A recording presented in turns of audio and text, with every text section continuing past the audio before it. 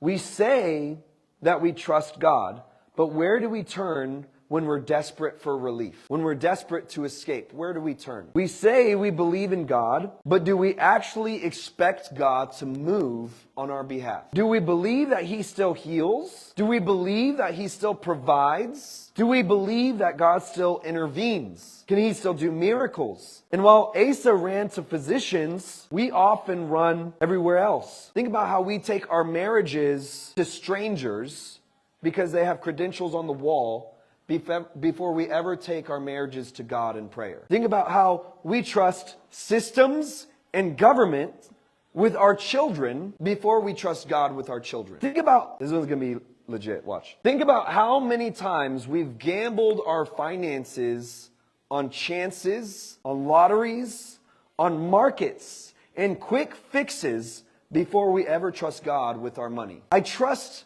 the lottery to give me a break before I trust God to give me a break. Y'all see what I'm saying? Time and time again, we place our hope in the systems of this world to save us from our sorrow, while treating God as a last resort instead of our first response. So today, it's not about us trying to reject wisdom. It's not about us rejecting help or resources.